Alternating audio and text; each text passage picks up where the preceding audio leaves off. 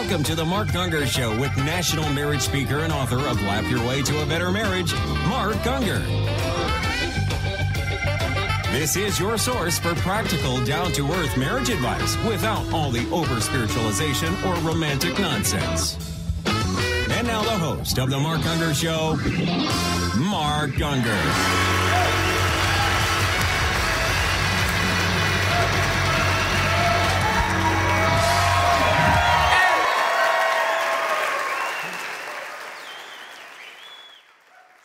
Okay, now we're going to do the Yo Mama session, the #1 key to incredible sex. And I just want to set this up a little bit for you guys so you can kind of understand where I'm coming from.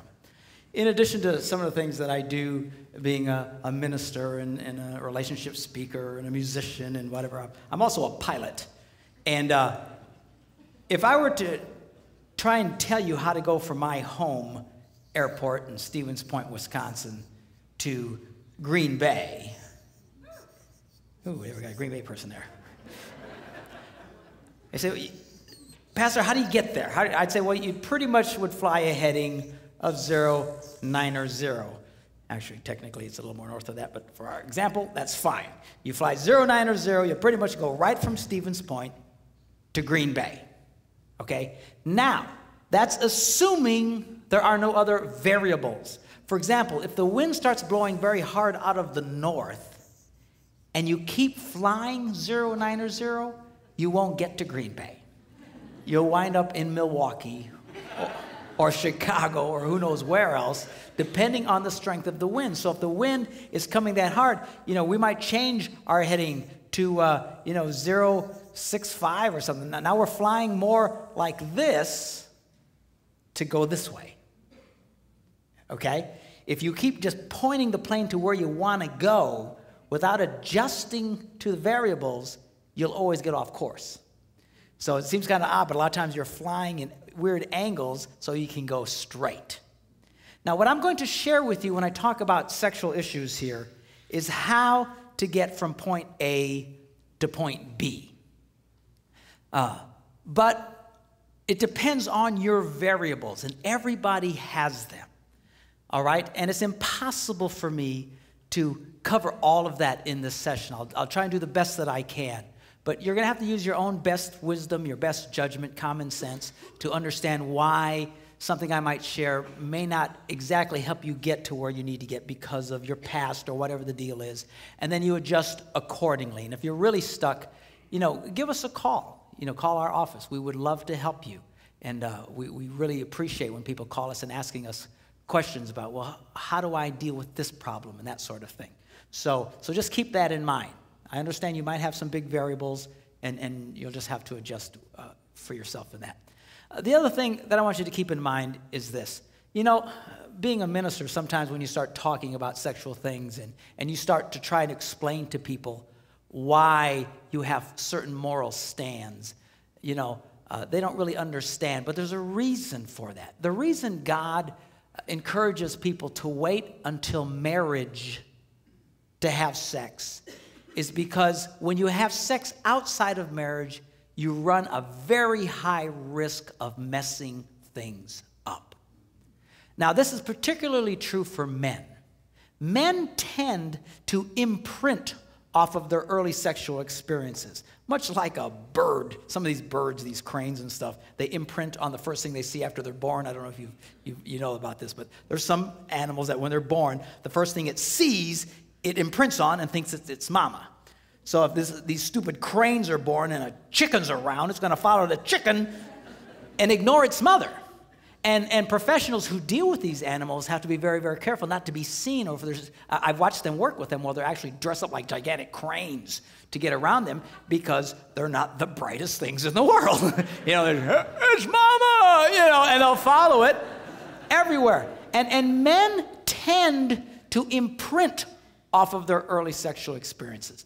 If a man's early sexual experiences are in the context of lust, which is what they are outside of marriage. It's not really about love. It's about lust. It's about heat. It's about the backseat of a car. It's about someone they don't really know. They tend to imprint on that. They tend to imprint on the sex and not the girl. Are you following me? It's like when they have this, these early orgasmic experiences, it's like their psyche goes, whoa, what was that? And it starts taking pictures. This is because they want to remember. And they imprint off of this. And that's why a lot of guys, they get stuck here. That's why a lot of men are constantly, even in their marriages, are trying to recreate a lust environment, trying to get fulfilled sexually as a married man, trying to force their wives to do things that a lot of them are very uncomfortable in doing. Why are they doing that? Because they're trying to recreate this thing. They're trying to recreate this thing. See, if a man's early sexual experience is in the context of marriage, where he falls in love with this girl, and all these people gather together, and they all approve of it, and they have this wedding, and they're in a church, and their God approves of it, and all their friends and family approve of it, and they have the biggest celebration of their life. And then on their wedding night and on their honeymoon, he starts having these first experiences. Now he's imprinting on the girl, and he connects to the girl at a very deep level. That's why people who wait until they're married to have sex have a fraction of the divorce rate of the rest of the world. Because he's imprinting on her as opposed to just sex. I met a man not too long ago who told me after a session, he says, I got a problem. I said, what is it? He says, I'm just not interested in sex. Which to a Puerto Rican is very odd. And it's like speaking Swahili, man. I don't know what he's talking about. and I said, well, what do you mean? He says, I don't know. I'm just not interested in her. And then she's really upset with me. And I said, well, are you never interested in sex? He says, well, if we go out and have a nice dinner and go to a hotel or something, then I can get into it. And I said, let me ask you a question. Were you a virgin when you got married? He goes, no. And I says, were you pretty sexually active? His eyes kind of lit up. Well, yeah. And I said, why don't you tell me about it? What would be a typical experience? Oh, I'd find these women and pick them up in bars and take them out for dinner and go to some hotel. I said, do you see what you've done? You've so imprinted off of that you constantly try to go back there. You try to go back there. In fact, psychologists today, our whole sex culture that you get from experts is all lust-based because they assume virtually everybody's already done this. So they try and encourage people to keep recreating and keep fantasizing and keep imagining and all this other kind of stuff. And it can be very, very destructive. And men can have a really hard time really, truly connecting with their wives. Can you get past that? Yes, you can. And I'm going to show you how. But you just got to understand it's going to be different for you than for everybody else. Same was true with women. They also imprint, but they imprint in a different way. It's not so much on the sex as so much what happens after the sex. And when women have sex outside of marriage, nothing happens after sex. There's no connection. There's no follow-up. They imprint on that sex equals nothing. Sex means nothing. That's why so many married women have such negative attitudes about sex. What I was talking about last night, how this is such a key thing, they don't even comprehend it because they have learned falsely that sex means nothing. If a woman waits until her wedding night and sees how that is how she connects with this guy, she understands this means everything. This is a key. This is a very fundamental thing. Particularly, you feel very bad for women who've been sexually molested because not only does it mean anything, their whole experience was forced on them. And that so has such an impact. Those early experiences are so important. It's not like God is embarrassed about sex. God is not a prude. He's seen you naked. He can handle it. It would really freak me out, but he can handle it. Some people say, yeah, you shouldn't have sex before marriage. Yeah, it's just puritanical nonsense. No. This stuff has a huge impact on people that a lot of you will struggle with this for the rest of your life. I'm going to show you how to help you with the struggle, which is not what you want to hear. You want to hear how you just fix it and it'll all go away. It won't probably just all go away. You will struggle with this for the rest of your life. All the more reason you need to tell your children what I'm about to tell you. So they do this right. It's a matter of, what's a good example of, what do you call it when somebody can eat lots of food and it doesn't bother them? What do they have? Metabolism. Let's try and cut into that.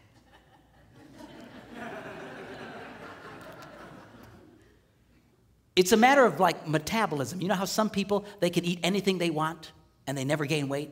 You know, we all hate those people. You know, they never have to think about it. It's natural to them. They can eat anything and they stay slim all the time. Then there's the rest of us.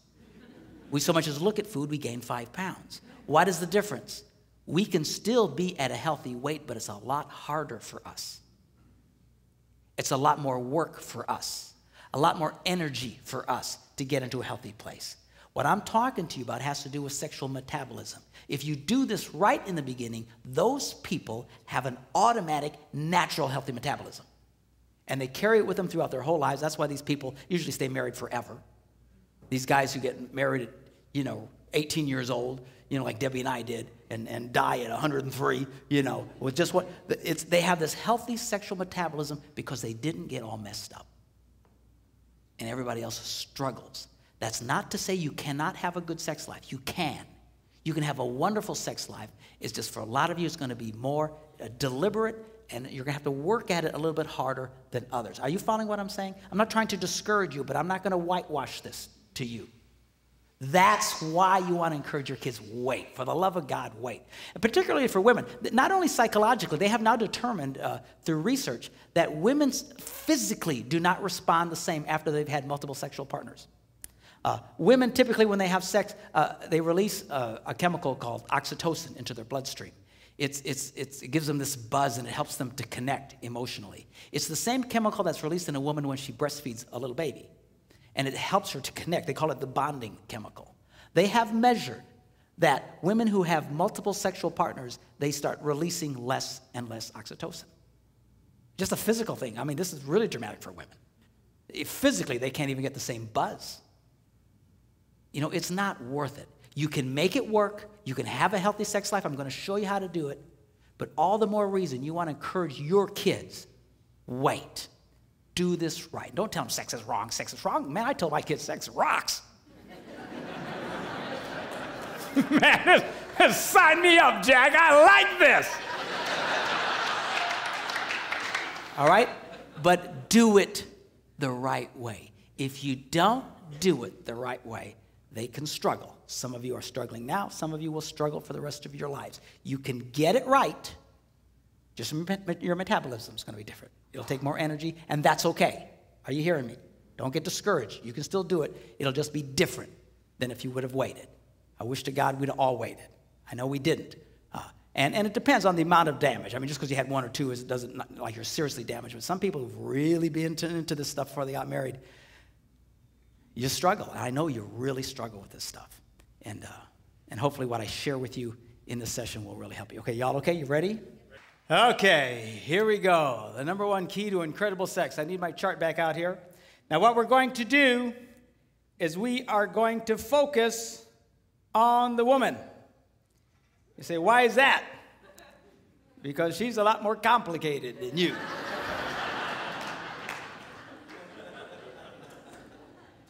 Thank you, dear. So we're going to focus on what it takes for a woman to experience great sex. You see, all a man needs for great sex is for you to show up.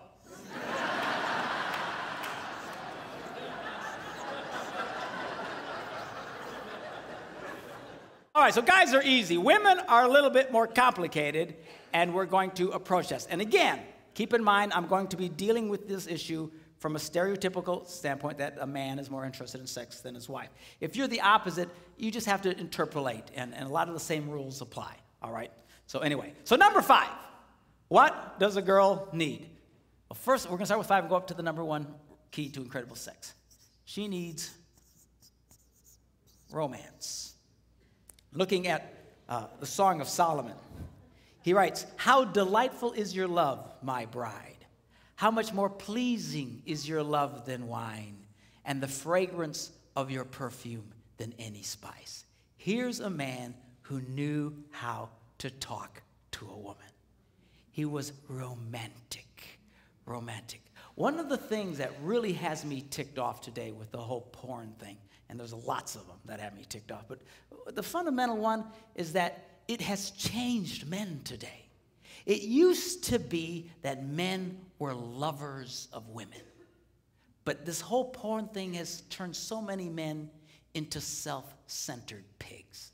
It's not about making love to the woman. It's about being gratified. Why don't you do this to me?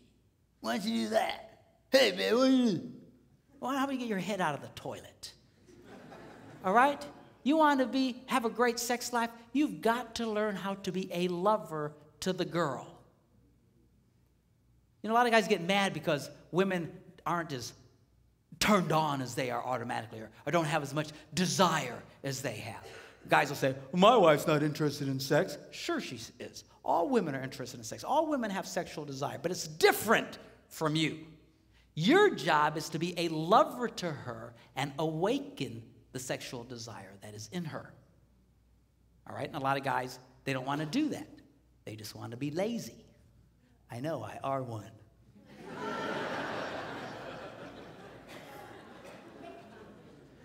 The guy should focus on the girl. It should be the man's goal to bring his wife to orgasm. You know, and you usually can tell by the way she responds, the little oohs and the ahs, and some of y'all it's yee-haw!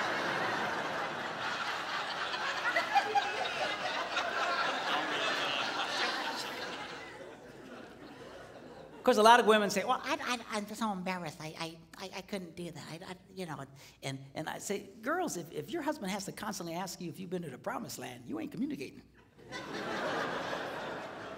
So, well, I don't know what to do. You know, come up with a signal. You know, whisper bingo in his ear.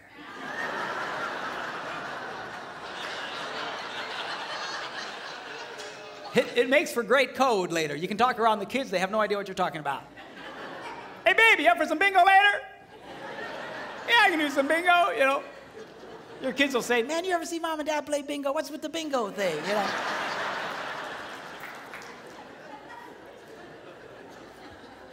Of course, if you're a Catholic, I'm really freaking you out because y'all play bingo every Thursday night at your church. But that's a different bingo, all right? Lovers of women, you should be focusing on the girl. You need to romance the girl, and romancing the girl isn't in the middle of the night going, hey, you awake?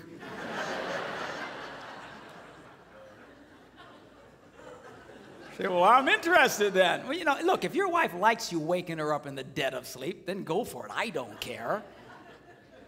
The minute you feel turned on, you don't have to be immediately gratified. All that's doing is God reminding you, be nice to the girl. Be nice to the girl. Be nice to the girl.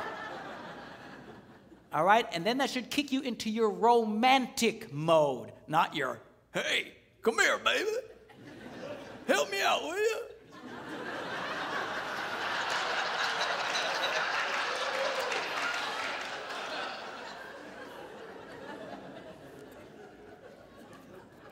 It is your job to be a lover to the girl. And I'll tell you what, this whole desire thing really has a lot of couples stressed out. Because we've always heard, you know, all of our lives and all the books and all the sex education, this is how it works. You know, desire leads to arousal, which leads to sex. Right? We've all heard that. Great. Only one problem with that. It's not true for millions of people, particularly women. There's some guys, this works for them too, and they really struggle because they, you know, I'm a man, I should be this way, but a lot of people, they're not. A lot of women exhibit little to no desire at all. And then they feel badly about themselves because they think, well, I should. I should. Who told you you should? Some stupid textbook? Who cares? I have discovered, asking couples and interviewing them, that, you know, this whole desire thing, a lot of guys, yeah, she's just not ever interested in sex. She doesn't want to have sex. And I said, really? I said, well, let me ask you a question. Will she have sex with you? Well, yeah. Well, what's she like when she does? Oh, she's incredible. In fact, I've actually come to the point, I don't have any data to support this, but just, you know, from the couples I've talked to, but I've come to believe that some of the most sexual people on the planet exhibit little to no desire at all up front. In fact, a lot of women who are incredible sexual animals are only only feel like doing it when they're doing it. They don't lead with this big desire thing in front. Now stop and think how that changes your view of yourself. Because right now, if you think, well, gee, I never feel that much, there's something wrong with me, then you develop a negative attitude about sex. See? And a lot of guys get angry at their wives because, well, she never initiates it. She never wants. Well, who cares? Who cares? I promise you, in my house, I am the initiator.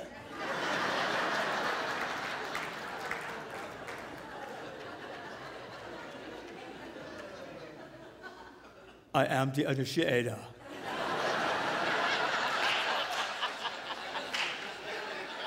I will initiate, and then I'll be back.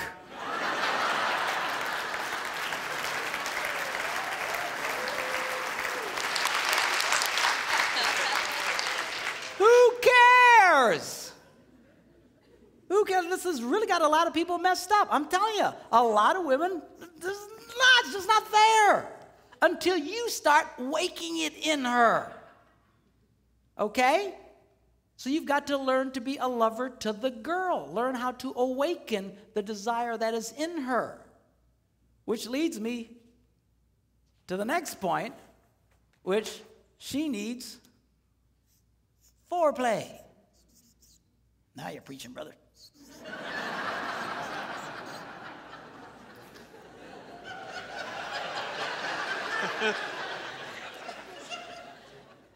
And let me say this to you.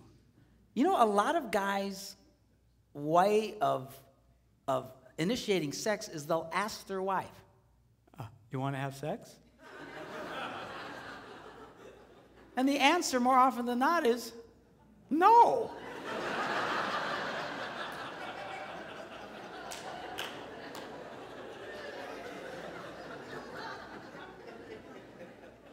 Why would you ask a question that's most likely to be responded with a no? I never ask my wife if she wants to have sex. Never. I just go for it. Because I am the initiator. You may not feel like it now, but you will when I'm finished.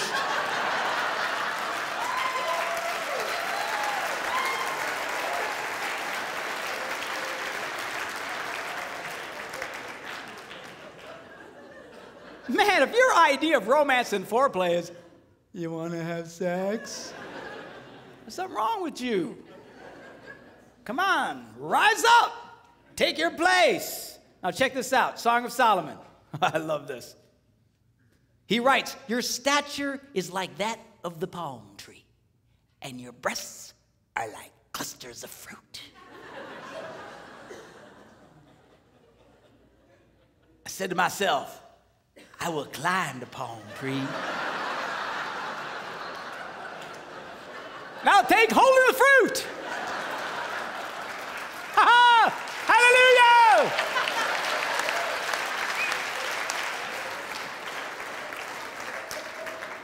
Now the problem here is most guys don't want to take the time to climb the palm tree.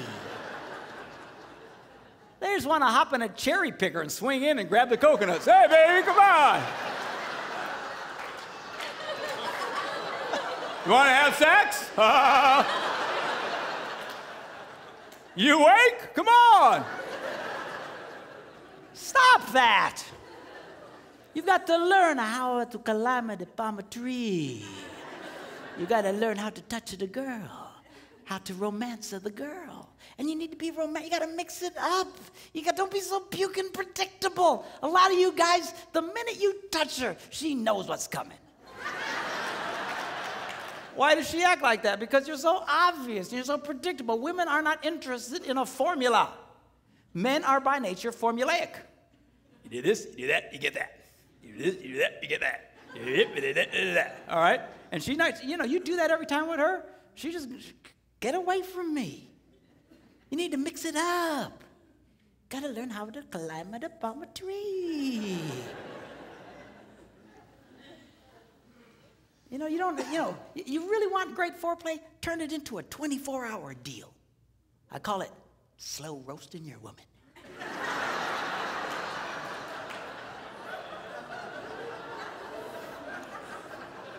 Man, it rocks. Don't be in such a hurry. You know, kiss the girl, leave her alone. Flirt with the girl, leave her alone. Touch the girl, leave her alone. Keep her guessing. What's going on? What is this? You know. My wife will come out of the shower and say, hey, baby, just lay down. I'll give her a back rub and she'll fall asleep. And I'll cover her up and I'll just crawl into bed next to her, turn off the light and go to sleep. So I couldn't do that, Pastor. I'd go blind.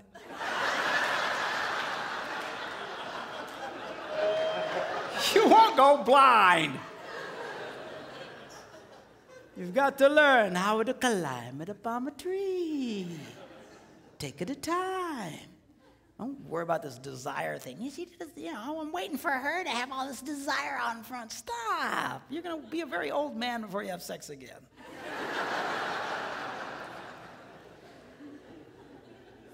All right? Number 3, she needs time. Check this out.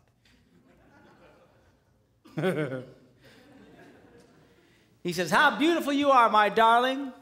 Your eyes behind your veil are doves. Your hair is like a flock of goats.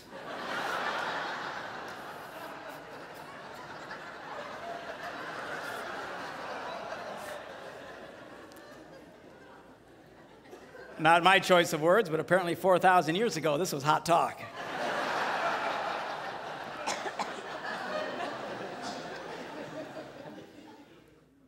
Your lips are like a scarlet ribbon. Your mouth is lovely. Your neck is like the Tower of David. Your 2 breasts are like two fawns, like twin fawns of a gazelle that browse among the lilies. And check this out. He says, until the dawn breaks and the shadows flee. In other words, all night long. This dude had to be in his 20s, man, I'm telling you.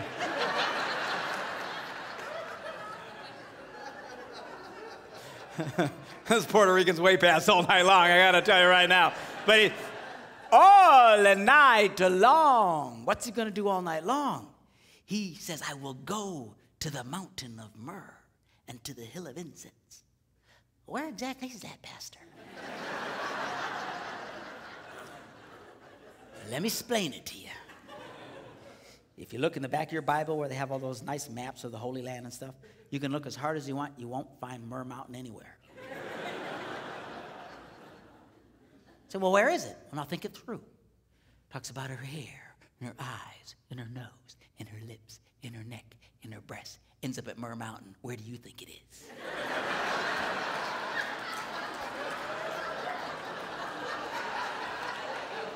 That's in the Bible? Yes, it is. And the wild thing is he's there all night long. Which brings me to a very delicate subject. And for the love of God, don't raise your hands or point out anyone. But this is a problem for a lot of guys. I was watching this TV show once. My wife was in the hospital, and I was in the hospital with her, and we're just kind of killing time watching TV and flipping through the channels and all these daytime shows and different chick shows, talk shows. And we hit this one, and the lady says, today we're going to be discussing why women have a difficult time achieving orgasm. I said, okay, I'm in.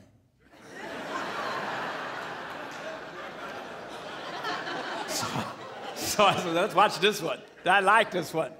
So they have these women, and they have these psychologists and these doctors, and they're all, what's wrong with us? What's wrong with us? You know, women, what's wrong with us? We stink, we stink, we stink. And then they would go to the commercials, and they would do these teasers where they would ask a question and then give potential answers, and then you had to wait till after the commercial to get the answer, right? It's a teaser, make you stick around. Well, about halfway through the show, they asked this one question. What is the average length of a man's sexual experience? A, 2 minutes, B, 10 minutes, C, 20 minutes. And it went to commercial. I looked at Debbie and I said, you know what the answer is? She goes, no, what? I said, 2 minutes. She goes, oh, it is not. I said, you watch. Came back and ding, hey, 2 minutes. And then they went on. What's wrong with us? How can we have a hard time achieving orgasm? Hello, did you see the screen? Now do the math. If a woman needs anywhere from 7 to 14 minutes, and a boy's done in 2 minutes, you got yourself a math problem.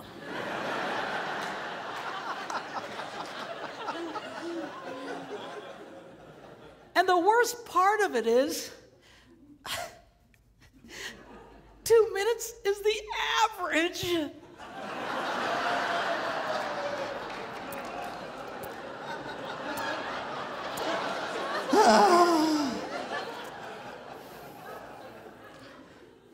Now, guys, you can do better than the 2-minute drill. There's all kinds of things you can do. There's all kinds of books. There's all kinds of helps. There's exercises you can do. And I don't like exercising, but this stuff I can do. You know, that where you can get past this 2-minute drill problem. Now, ladies, you have to understand the number one element to enable a man to beat the 2-minute drill is regular, consistent sex. Yeah, that's what I'm talking about.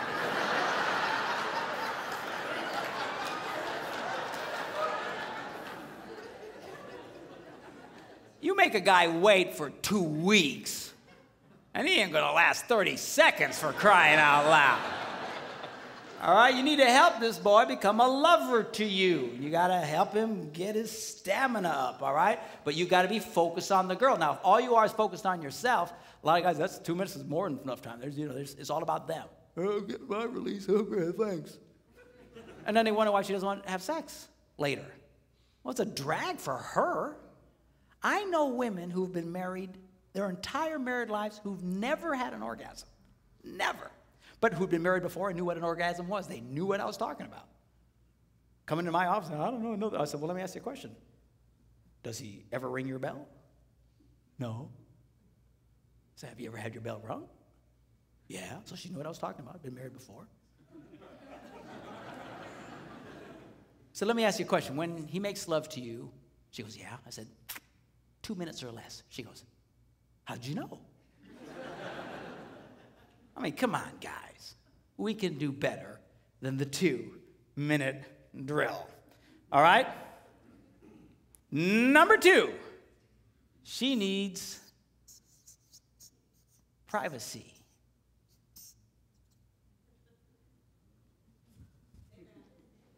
Amen.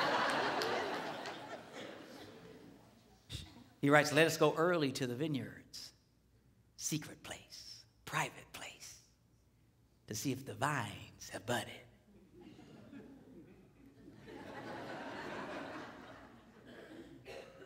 If their blossoms have opened, if the pomegranates are in bloom. People sure are into gardening. And there he says, I will give you my love. It's going to be very difficult for a woman to feel very sexual or turned on if she doesn't feel that her lovemaking to you is safe and private. All right? Which means chances are, if you have dinner guests waiting in the next room, she won't be very interested. To a lot of guys, we'd have no problem with that.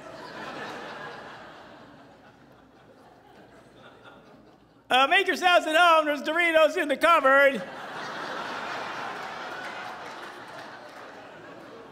We'll be with you in a little bit.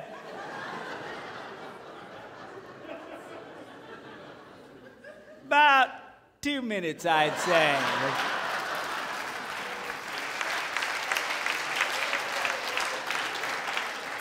She's not going to be interested in that, you nitwit. That's why for a lot of women, just having children makes it difficult for them to feel very sexual. I call children the anti-sex. Because they're always around, it's always around, and it's hard for them to feel very sexual. You got to work with her on that. And ladies, you know, there's locks on your doors, use them, you know. You can't just neglect the sexual needs of your husband until they're 18. Don't worry, honey, they'll be gone eventually.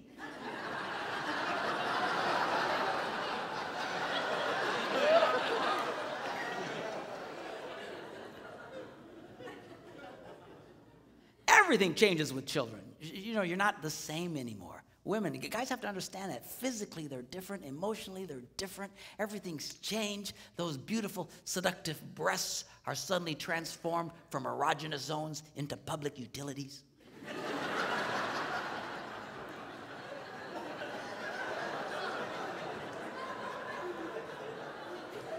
And guys, she's being touched all day long.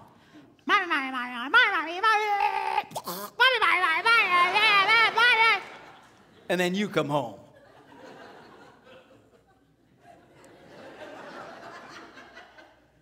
Hey, baby.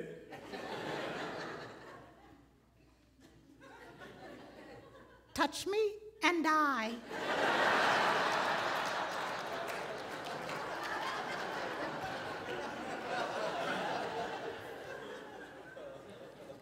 You know, you hang a couple of monkeys from your testicles all day long. See how you feel at the end of the day. I'm good. I'm good, thanks.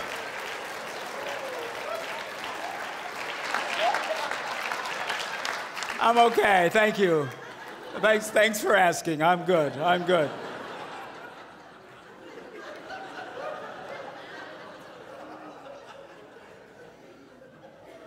Boys, she's not the same, but girls, he is. Ain't nothing happened to him. He's still the same wild man you married. And a lot of couples, they really mess up at this point in their marriages. That's why a lot of marriages only make it to about the 5 to 7 year mark. Just long enough for the rugrats to come in, upset the apple cart, and you fail to make the proper adjustments. And it destroys the relationship. Ladies, you cannot get so engrossed in being mommies that you forget about the sexual needs of your husband. But Johnny needs me, Johnny needs me. I'll tell you what Johnny needs. He needs a father. And if you keep it up, he's not going to have one. It's not worth it. And girls, you have to be really careful about rejecting your husband sexually. I don't know if you're aware of this, but for most men, as few as 3 or 4 rejections in a row, and he'll begin to shut down sexually. If you have a husband who argues with you about sex, consider yourself blessed by God. Because at least you keep it on the front table. But a lot of guys, they just shut down. I have women in conferences like this who come up to me, tears running down their faces, saying, I did that to my husband, now he won't touch me. It's not worth it. Why do you think all the jokes on TV are about the young, sexually frustrated man, but the older, sexually frustrated woman? Because she comes back to life, see? You're going to come back to where you were, but now he won't care about you anymore. He won't feel safe to be the initiator anymore. And it's going to, and you say, well, what do we do? Everything, you know, it rarely ever goes back to the way it was. You might have to turn into the initiator. I mean, it's not worth it. You younger ones, watch yourselves during this time. I understand you're tired. And guys, get a clue. The girl is exhausted. Give her a break. Let her rest. They just did a survey on USA Today this weekend. I don't know if you saw it. But they said, what were men's number one interests? It was sex, food, and sleep. And they surveyed women, and their top 3 interests were sleep, food, and sex. I mean, you're being traded in for a cheeseburger, Jack. You know what I'm saying?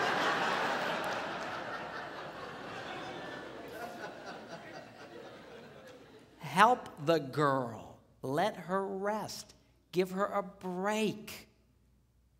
You want her to be a lover to you? Let her take a nap. You take the little rugrats for a while.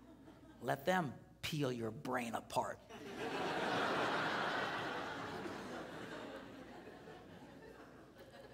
All right?